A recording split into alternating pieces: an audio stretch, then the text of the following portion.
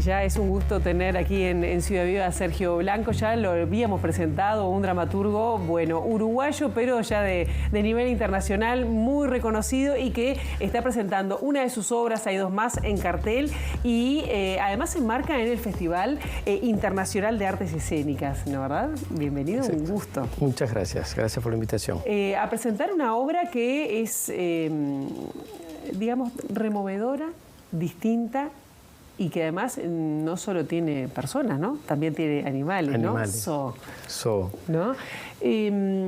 Contame cómo fue, porque me gustaría después desglosar alguna de las cosas, ¿no? que tiene que ver con la obra, pero ¿cómo se te ocurre cómo surge este proceso de escribir una obra que de alguna manera pone sobre la mesa lo que es ese afecto, ese amor entre humanos y animales? Sí, quería escribir, el desafío era escribir sobre el amor. Yo quería escribir un texto sobre el amor. Y al mismo tiempo, en ese periodo, yo pedí una autorización en el Zoológico de París para ir a escribir un texto frecuentando una comunidad de gorilas. Entonces se juntaron las dos cosas. Y yendo al zoológico y conociendo esta comunidad de gorilas y conociendo el mundo de un zoológico también, es decir, los veterinarios, las cuidadoras, el personal del zoológico, dije, bueno, ¿por qué no juntar las dos cosas? Una historia de amor en un zoológico, y me pareció interesante investigar el amor entre el encuentro de especies, como estamos viendo allí, ¿no? Esta obra que cuenta, es una autoficción, autoficción es a partir de los vividos de uno, crear ficciones, es decir, transformarlos. Surge que es esta historia en donde este personaje de este dramaturgo que se llama Sergio, que vive en París, que nació en Montevideo, va a un zoológico para escribir sobre un gorila y se empieza a enamorar del gorila, y el gorila se empieza a enamorar de él. Entonces me parecía, es muy difícil escribir sobre el amor después de Romeo y Julieta, ¿no? Después de las cosas que ha escrito Edmundo Agustini. Claro, entonces me parecía interesante el desafío de ahondar el tema del encuentro de las especies, ¿no? Del amor entre lo humano y lo animal. Y con un tercer personaje, que es el personaje de la veterinaria, que va acompañando, que va observando, que va estudiando ese proceso, y que observando el amor va descubriendo ella también lo que es el amor. Vamos a meternos enseguida en la obra, pero ya metiste un tema que también quería abordar y que tiene que ver con la autoficción, ¿no? Porque que además justo hoy es un día también para hablarlo, que nos estamos enterando que el Premio Nobel de Literatura es a una mujer francesa, por más detalles, que también trabaja mucho con la autoficción, ¿no? Sí. Pronunciá la voz bien en francés. Agnières no. Me acaban de decir en este momento, en el momento que estaba entrando, me acaban de anunciar que ganó el Nobel, y es una emoción. Primero, que sea una mujer, me parece que es muy importante. Segundo, francesa. Y tercero, una gran autora que practica este género de autoficción muchísimo. Porque cuando hablamos de autoficción, estamos hablando de escribir o de pensar un texto basado en vos. Explícalo vos mejor, basado en vos, porque lo has trabajado mucho, en esta obra se ve. Y queda explicado además en la obra. Sí. Yo hablaba con Sergio antes y decía, bueno, leí un ensayo que él escribió académico y trataba de entender a ver de qué era, y bueno, cuando uno va a ver la obra entiende un poco más de qué va, ¿no? Sí, la autoficción es una poética, se le puede llamar un género también, en donde se van desarrollando relatos que parten de vividos personales, por eso el prefijo auto, que se refiere a uno mismo, pero que van a ser ficcionalizados, transformados, travestidos, cambiados, modificados por la propia construcción del relato, por datos que se van inventando, ¿no? Sí, está la palabra auto, pero también está la palabra ficción. A veces se la confunde con la autobiografía, y son cosas muy distintas, porque en autobiografía hay lo que se llama un pacto de verdad. En un texto autobiográfico uno va a contar cosas de su vida y tiene un pacto tácito en donde todo lo que va a contar es verdadero, no es falso. O va a reconocer que tiene lagunas y que no lo recuerda. La autoficción es lo opuesto, es un pacto de mentiras. Yo pacto contigo que te voy a hablar de mí, pero que te voy a mentir y que voy a mezclar verdades, mentiras, datos reales, datos inventados. Entonces genera un resultado que es muy seductor, que uno nos termina sabiendo que es verdad y que es mentira.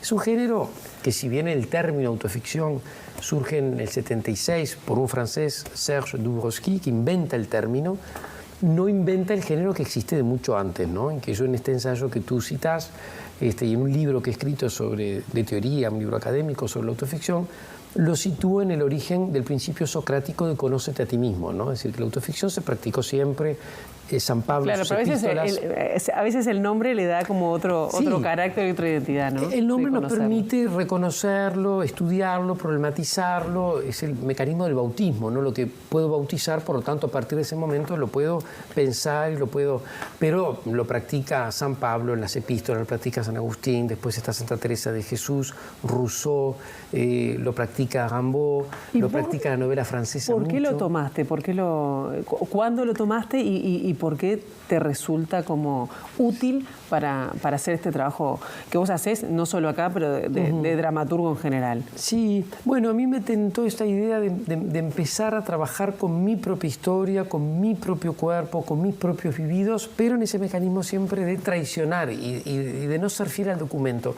Yo creo que es una forma de multiplicar las vidas que uno tiene, ¿no? De vivir experiencias en el plano artístico, que la vida es muy limitada, ¿no? Yo creo que el arte justamente, tanto como creadores como espectadores, nos permite ampliar los horizontes, ¿no? Vivir experiencias que de otra forma no son posibles vivirlas. Solo podemos conocer el infierno leyendo a Dante, ¿no? O solo podemos volar por los aires leyendo Cien años de soledad. Entonces la literatura de alguna forma es una ventana que nos permite experimentar formas, datos, sensaciones, emociones que de otra forma no es posible. Y a mí hace unos años me interesó, leyendo mucho a Annie Ernaux, justamente que hablábamos, que es una francesa la nueva Nobel de literatura. La nueva Nobel de literatura. Ella dice algo hermoso, además. Dice, voy a citar, pero creo que lo recuerdo. Dice, cuando uno empieza a hablar de sí mismo, automáticamente empieza a ficcionar, dice ella. Entonces lo que plantea Annie Ernaux es que la propia escritura de un vivido, ya el propio mecanismo el propio relato te despega de lo que es absolutamente la verdad. Exactamente. Crea otras realidades. Exactamente. Recién hablábamos de Lisa Bloch de Béjar, que tuvimos la dicha de tenerla como de docente, y por quien tengo una profunda admiración. Bueno, la semiótica plantea, ¿no?, como consigna que toda producción de un relato despega la realidad, ¿no? Es decir, ¿cómo costaba eso en clase? ¿Verdad? Ubicarlo. Yo decía, ¿por qué? Pero qué grandes docentes tenemos. Y ahí sí, grandes. Tú también lo puedes ahora estar, porque quienes no saben, Sergio también es académico en Francia, en la Sorbona, nada más, ¿no? Sí, ¿sabes qué? Ya me dicen, ¿y dónde te formaste tú? Yo siempre digo, me formé en Uruguay.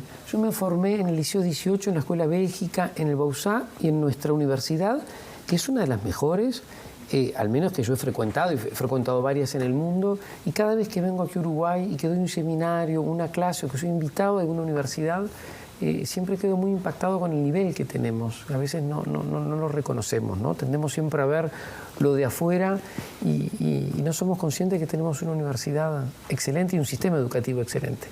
Sergio, ¿qué te sigue llamando la atención cuando tenés una extensa carrera, a pesar de que sos joven? Y tenés, por ejemplo, 3 obras ahora en este momento en Montevideo. Esta que realmente es como bien diferente, porque además tienen que ir a verla porque interpela y habla de vos, ¿no? Sí.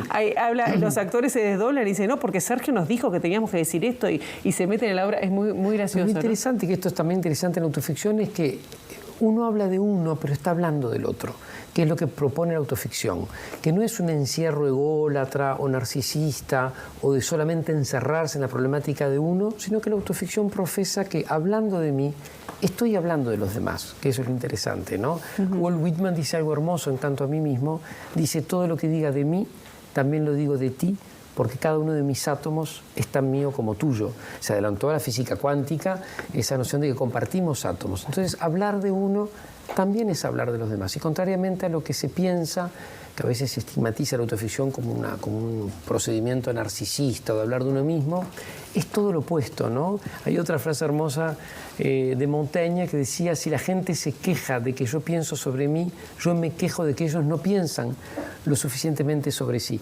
Entonces, la autoficción habla de uno, pero siempre hablando de los demás. Yo tengo esta imagen que repito siempre a mis estudiantes y que siempre insisto, de que yo hablo de mi lágrima, pero para hablar del diluvio, ¿no? Es decir, la idea es de la pequeña historia de uno, poder conectar con la historia de los demás. Entonces, este texto mucha gente ayer me hacía devoluciones, o esta mañana en las redes sociales, que es el elogio más bello que se le puede hacer a alguien, que es la autoficción. Estás hablando de ti, pero también está hablando de todas nosotras, de todos nosotros, y esa es una de las vocaciones de la autoficción, ¿no? ¿Cómo te golpea el venir acá, como decía, a presentar esta obra? Hay dos más, una además está siendo dirigida por tu hermana en su estreno como directora, estamos hablando de Rosana Blanco. Volver una y otra vez, que imagino que no debe ser fácil, tenés tus afectos acá, pero sí, ese reconocimiento... hermoso, es maravilloso. Que además, esa cosecha. Sí, mira... ¿Qué es para vos?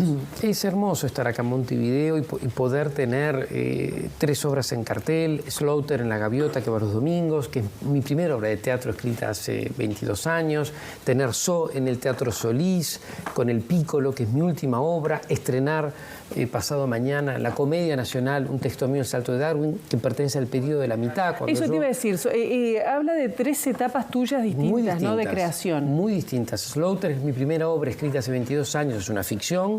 El Salto de Darwin, que estrena Rosana Blanco en la Comedia Nacional, está escrita hace 10 años y es la bisagra, lo que separa la ficción de la autoficción. Y So en el Solís, con El Pícolo de Milano, en el marco del FIDA, del Festival de Teatro, es la última. Es decir, es como ver 22 años en 3 momentos muy distintos.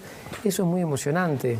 ¿Y qué dice esa trayectoria? ¿Cómo sentís que has crecido en eso? ¿Siguen siendo los mismos temas? Mira, los temas, yo siempre también lo repito, no hay tantos temas para hablar. Hablábamos de nuestros maestros. Otro maestro mío fue Medina Vidal, que nos enseñaba eso, ¿no? Que finalmente, yo siempre digo lo mismo, hay 2 grandes temas: estoy enamorado, tengo miedo de morirme, ¿no? El amor y la muerte, el eros y el Thanatos, son los 2 grandes temas. Entonces, si bien la obra ha cambiado mucho entre Slaughter, El Salto de Darwin y So, las 3 abordan esos temas en 3 periodos distintos de mi vida, en 3 momentos distintos también del contexto político de la humanidad, ¿no? Es decir, no éramos lo mismo hace 22 años que hace 10 que en este momento. Pero es un profundo placer. Yo actualmente tengo 27 obras en cartel en distintos lugares, desde Tokio, Sydney, Chicago, Buenos Aires, Río, y viajo mucho y voy mucho a ver los estrenos en la medida de lo posible, pero lo que yo siento cuando es acá en Montevideo, cuando es aquí en Uruguay, es inexplicable, porque hay un sentir de pertenencia a la tierra de uno que es muy tenso y que es muy fuerte, y ver un Teatro Solís entero recibiendo el trabajo de uno. De pie. Sí, ayer fue de pie. Sí, es muy emocionante, es muy agradable también para todo el equipo de personas que trabajan, ¿no? Porque después uno lo ve a uno allí en la tele o firmando los libros, pero siempre es un trabajo de equipo de muchas personas que trabajan con uno. Decís Corea, decís Tokio, ¿lo entienden igual? Bueno, mira, sí y no. Sin lugar a dudas, cada país tiene, o cada cultura, o cada lengua tiene sus propios códigos. Teva Slang no es lo mismo la versión en Tokio que en Corea, que en Chicago, que en Buenos Aires, que en Sydney, que en Madrid o que en Londres. Pero me he dado cuenta con el tiempo que también somos muy parecidos en el mundo. Por cuestiones de agenda me tocó antes de la pandemia, en el 2019, en 3 meses recuerdo que hice Buenos Aires, en un seminario que tuve de Arruda, uno en seminario en Buenos Aires, otro en Manhattan, otro en Londres, otro en Nueva Delhi y otro en Tokio. Fue un periodo de 2 meses. Y en las 5 universidades, los estudiantes que yo tenía entre 23 y 30 años, sus inquietudes eran muy similares, no cambiaban, más allá de los abismos continentales, geográficos, culturales, lingüísticos, religiosos. Todos querían enamorarse y todos tenían miedo a la muerte. Entonces, finalmente no somos tan distintos, ¿no? Esto no quiere decir que no reconozca las excepciones culturales, y por suerte existen, ¿no? No hay nada más bello que una frontera. yo defiendo mucho las fronteras, pertenezco a una generación que nacimos con esa idea de imaginar el mundo sin fronteras, sería un peligro para mí. Defiendo la frontera. ¿En qué sentido? Que yo creo que la frontera es muy importante, ¿no? La noción de separabilidad, ¿no? De ese espacio, ese es tu espacio, este es mi espacio, me parece que es bellísimo, que lo interesante es que puedan dialogar esos dos mundos, que se puedan cruzar esas fronteras. Leía los otros días un estudio muy interesante de psiquiatras que estudian que muy seguido la esquizofrenia se desarrollaría en los primeros días en que el bebé no se separa de la mamá. Esos casos patológicos en que las madres no quieren separarse del bebé en el posparto y en los primeros días lo tienen permanentemente, no lo alejan en ningún momento de su cuerpo. Y que eso podría originar comportamientos esquizofrénicos, ¿no? O figuras de la esquizofrenia. Es decir, que esa frontera es importante, ¿no? El cuerpo se separa, se tiene que separar. Y en esa separación entre el bebé y la madre, o el padre, o quien esté conteniendo ese bebé, o las madres o los padres, en esa separación en donde el bebé llora y pide, se vuelve a crear el vínculo, pero se tiene que separar ese vínculo. Entonces, esa frontera de piel creo que también tiene que existir entre las culturas, entre las lenguas, entre los países. No hay nada más bello que una Diferencia frontera. para reconocerse también, ¿no? Absolutamente, la frontera como una forma de reconocerse. Sergio, si tenemos que pensar en un futuro, ¿qué temas te desafían? ¿Qué proyectos tenés? ¿O por dónde te gustaría seguir? ¿No? Proyectos hay muchos, por suerte. No, porque ya te veo que siempre estás así. Siempre hay proyectos. Seguramente el año que viene se van a hacer varios proyectos aquí, hay proyectos en Buenos Aires, en Madrid, hay un proyecto también de dirección en Tokio. Hay muchos proyectos, eso siempre es muy... y mucho proyecto académico también. ¿Y cuál te desafía? ¿Cuál decís? En este estoy deseando que llegue el 23. Bueno, seguramente dirijo una ópera el año que viene, por ahora no puedo dar muchos datos, y eso para mí es un gran desafío porque es entrar a un mundo para mí desconocido, muy conocido como espectador y pero desconocido como director. Y eso sí que va a ser todo un gran desafío para mí. Allí hay una frontera más, ¿no? Entre qué es ópera, qué es teatro, qué es danza, qué es performance. Hay fronteras. Lo interesante es poder atravesarlas, ¿no? Eso quizás es uno de mis desafíos mayores en los próximos meses. Está bien, por falta de, digamos, bagaje musical, no te va a faltar porque hasta lo tenés en los genes por tu abuelo, ¿no? Sí, Lauro Yetarán. Por Lauro Yetarán, exactamente, ¿no? Por Lauro y por Flor de María Rodríguez Yetarán, que era su mujer, mi abuela. Yo a ella sí la pude conocer, no a Lauro no lo conocí, pero sí, sin lugar a dudas, vengo de una familia de músicos, de investigadores, de antropólogos, de historiadores, y muy vinculados a la música, si bien es una familia que no dio ningún músico, ninguna música, pero ha dado grandes artistas, ¿no? Sí, y sobre todo ha dado grandes apasionados de la música.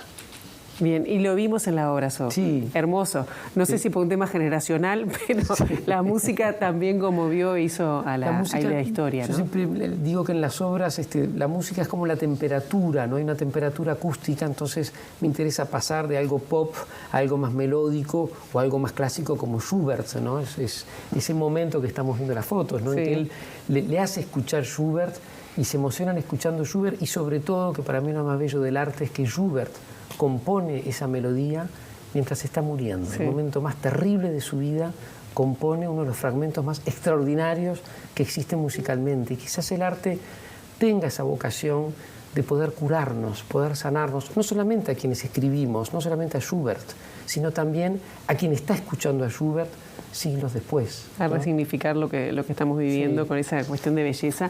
Una obra, que bueno, tiene mucha imagen, mucho color.